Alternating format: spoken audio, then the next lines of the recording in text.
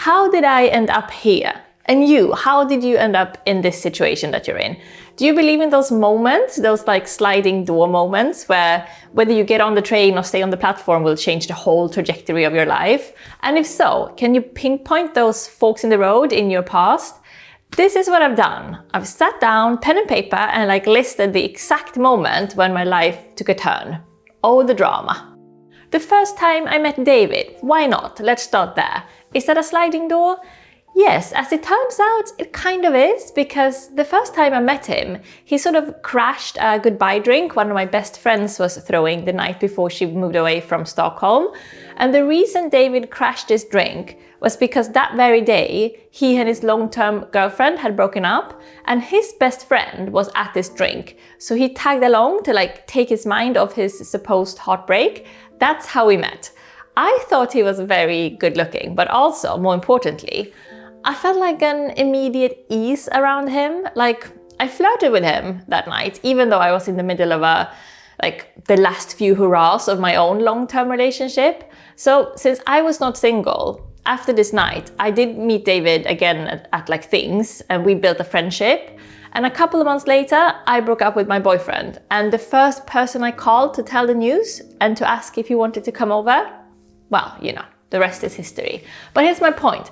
I was so entrenched in my first relationship, even though it was quite miserable at the end, that if I hadn't met David and like felt that immediate, overwhelming ease around him, I don't think I would have known that like, this is how it's supposed to feel. It was easy, like reassuring and like languid. And I mean, 19 years later, that's still how it feels. Easy, languid. Fast forward a few years and we were living in a small town, just dying to leave Sweden.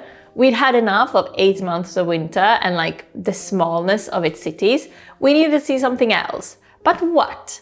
So we spent a couple of weeks like pitching places to each other, Paris, Vancouver, New York, Milan, but nothing felt right. Then one day on the pavement, we were like rushing, David to drive home and me to go to a gym class. And just as he was like turning on the ignition, I knocked on the car window, and when he opened it, I said like, what about London? What about London indeed? He said like, and then he drove home. I went to gym class, and then that was it. Once the idea had like hatched, it festered. But it was a throwaway line, like born out of desperation. David had never even been to London, and I had just been once at 15, and I didn't like it that much. It was like too overwhelming and busy. But now we wanted overwhelming. We wanted busy, like anything but boring. And I can confirm that like ever since that day that we got on the flight with our suitcases and all of our money, life has been nothing but. Sometimes I long for like Swedish boring, sometimes, but honestly, not often. And spending so much time in Stockholm, I mean like mentally, when I was writing What a Time to Be Alive, because that one is set in Stockholm, it was strange because it was both like nostalgia writing for me, like on the page, walking the streets of my adolescence, like breathing in the clean, quiet Stockholm air, but at the same time, being so pleased that I don't live there anymore. Although I've heard from quite a lot of readers that like they're more or less ready to pack up and move to Stockholm after reading the book. So perhaps I did manage to infuse it with some like Stockholm love and nostalgia. Thanks to all of you who have read it, by the way. It's my second novel, but I still feel like it's incredible that people are actually reading my words. It's strange and rather fantastic. I don't think I would get used to it. Thank you so much to Gingerberry for sponsoring today's video. Gingerberry creates timeless jewelry with a strong focus on craftsmanship, elegance, and quality materials. And you know how much that speaks to me. I love talking about slow fashion and investing in long-lasting pieces, and this is exactly that. Jewelry that feels both meaningful and beautifully made. They use only the highest quality lab-grown diamonds, all certified DE Color, VS Clarity, and EX Cut, which are industry-leading standards. So let me show you a few of my favorite pieces from the collection. I'm right now wearing the BRIOLET diamond ear studs, 1 carat of lab-grown diamonds set in 14 karat solid gold. They're incredibly sparkly, beautifully minimal, and feel like something I can wear with absolutely anything. There's a quiet, timeless elegance to them that I just love. Then there's the Nuvole necklace, which has this soft floating feel to it. It holds a 0.5 carat lab-grown diamond with 14 karat solid gold. It's so delicate but catches the light in such a striking way. A perfect everyday piece, truly. And when you have a look at this ring, it's the Aurelia 0.7 carats and it feels modern while still being unique and fun. I love how it stands out without being too much. This one is also in 14 karat gold. If you prefer solid gold jewelry, the ONSET and APHRODITE earrings are both stunning and fit my style perfectly, both crafted in 18 karat solid gold. I think the APHRODITE pair is especially beautiful, made using an intricate open work technique that feels airy, bold and sculptural. These are truly premium quality pieces, but Gingerberry's pricing is up to 2/3 less than traditional luxury brands, without compromising on materials or design. And right now, they're celebrating their anniversary, so it's the perfect time to treat yourself or someone you love. You'll get site-wide savings, free express shipping, and elegant gift packaging. I mean, will you look at this packaging? And don't forget, you can use my code JM15 for 15% off, even on top of those offers.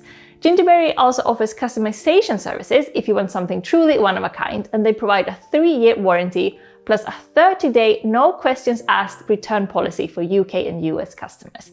So take a look at my links below, use my promo code, and thank you again to Gingerberry. Now let's get back to the video. Early days of influencers, YouTube wasn't even a thing of its own yet, more like just a platform to upload videos to then embed on your blog or on your Facebook or website. Back before I had ever heard the term YouTuber, I was following a lot of these extraordinarily stylish health goth fashion people on Facebook and my new Instagram account that I had just started. And one day, one of these health goths who was also vegan, just like me and David, she posted a video on Facebook of her making vegan pancakes, like a normal cooking video, only with her in one of her fantastic goth outfits. I showed it to David just as a fun video, and again, he went huh. The next day, when his wheels had turned for a few hours, he said, Jenny, we should start making vegan cooking videos that we upload on YouTube to then embed on our blog and Facebook. Of course, David was studying film production and was learning how to edit. So I said, sure. And again, the rest is history. But how to make vegan pancakes video on Facebook, that's the origin story of how David came to the excellent idea that I should become a YouTuber with him as the producer. Technically, I was a YouTuber before I knew such a thing existed, and David has me to thank for London, but I have him to thank for this strange career of ours. A cluster of sliding door moments on the same theme. How I met some of my closest friends. The random, very forward, asking someone out. One of my very best friends walked up to me on the street and asked if she could take my photo for the magazine she was working for back in the heyday of street style photography. And that changed my life in that I met one of my favorite people on the planet. I walked up to people at events or just brazenly asked them out for a drink in a DM. And again, some of my favorite humans. And I would never have known that they were such stellar humans and so right for me if I hadn't or they hadn't been forward enough to risk humiliation. Because believe me, there has been that too, to just say, hey, I think you seem great, we should get a coffee. Quite mortifying. You know, after we left London and moved back to Sweden for a bit to find out what's next, we had no idea what we wanted our immediate future to look like. Enter Ebba, a fashion influencer that we knew from online. She lived in Berlin, but she's Swedish. So at one point when she visited Stockholm, we met up for the first time after following each other for years. She said, come to Berlin, you'll love it, it's cheap. And we said, huh. The next day I said, David, can we just go to Berlin? Try it out. And he sighed a little and said, okay. And as you can tell by now, David and I are very influenceable people. When someone gives us advice or ideas, we tend to listen. But that was such a chance meeting, her happening to be in Stockholm, and again, me happening to be forward enough to ask her to hang out. If we hadn't met up that day, there is absolutely no way David and I would have moved to Berlin and then lived there for 3 years and starting all of our businesses. Speaking of Berlin, one fateful day, David and I were out on one of our 2-hour walks in Prenzlauer Berg, and the sun was shining and it was a beautiful day and we had an abundance of good feelings and optimism. Then David say, we should write a book together. And I thought, a book? What book? For the remainder of that walk, we discussed just that, what book we should write, and we plotted the whole thing together. It was the most fun, seriously, one of the best days. And then I started writing it with David's help. I enjoyed it tremendously writing that book, and I did finish it, but it was the wrong book. The right career, just the wrong book, the wrong genre for me. So I wrote another book in the right genre this time, and that second book, that was born out of the love I felt for writing. A love that was sparked working on that novel that we discussed on our 2-hour walk in Prenzlauer Berg in Berlin. That was the starting point of my life as a novelist that day. And again, I have David to thank for this career as well. Insightful, that man. A very clear fork in the road, London or Tokyo. We knew we wanted to leave Berlin, but again, where to? So we pitched cities to each other. Barcelona, Milan, Paris, Los Angeles, Taipei, and finally Tokyo. After our glorious trip to Tokyo, a hot summer, we decided that this would be our new home. Then, a couple of months later, we were going to London for Fashion Week and we said, you know, before we firmly decide on Tokyo, let's just see how we feel about London. Because after we left London the first time and spent time in Sweden and then in Berlin, we hadn't been back once to visit. We didn't leave London on amicable terms, the city had worn us down quite to the bone, so we didn't expect to ever want to return. But you know, this was before Brexit, so no visa needed, and we already spoke the language fluently compared to the infamous difficulty of Japanese. And lo, behold, going back to London for Fashion Week that year, we fell in love again, fell completely. If we hadn't been invited to Fashion Week shows and events that year, chances are we would now be fluent in Japanese and enjoying iced matchas on our Saturday morning walks through Daikanyama. See, it stings a little bit, that one. We would have made excellent Tokyo-lites, don't you think? But London, it turns out, it is the love of Davis and my life. This is home, we belong here, so no regrets, just a slight sting when I think about Tokyo for too long.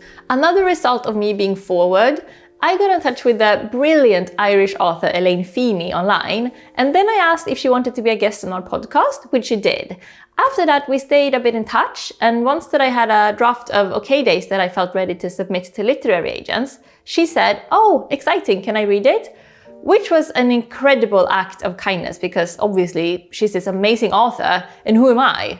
So she read it, and in an even more remarkable act of kindness, she sent it to her agent and said, "You should read this."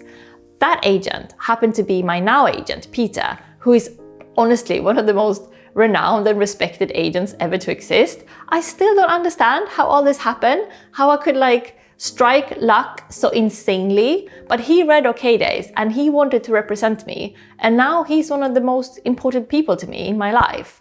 And I know for certain that it would never have happened without Elaine, who is just a fairy god sister type of person.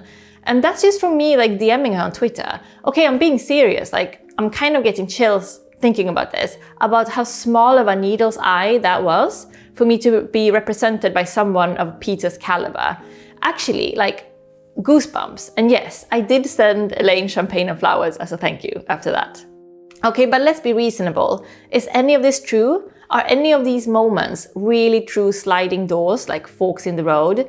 If none of those specific moments had happened, would I not be sitting here in this London flat with David, an influencer and a novelist? Honestly, I don't know.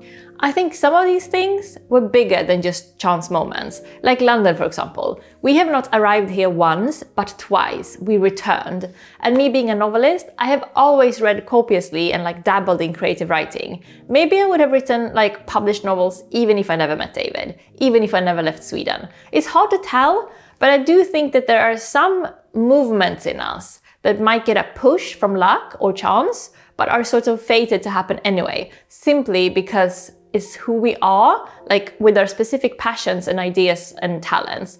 I find it highly enjoyable though, looking back at those origin stories, the formative moments that would make great scenes in the biopic of us. Call me sentimental, but I really like it. Which is why I'm now obviously going to ask you, please share your best origin moments. Looking back at those sliding doors, can you identify the exact moment that threw you in a new direction and made your life what it is today? I feel like this is a really good drinking game or a first date conversational topic, but do share. I feel like your comments on this video will be lovely and very insightful. Oh, and if you're feeling like taking a trip to Stockholm, it will make me overjoyed if you wanted to get your very own copy of What a Time to Be Alive. I'll leave links with worldwide free shipping in the description, so go ahead and tell me what you think after you've read it. Okay, that's it for me. Looking forward to your thoughts and stories on this and hope to see you next week already. Okay, bye-bye.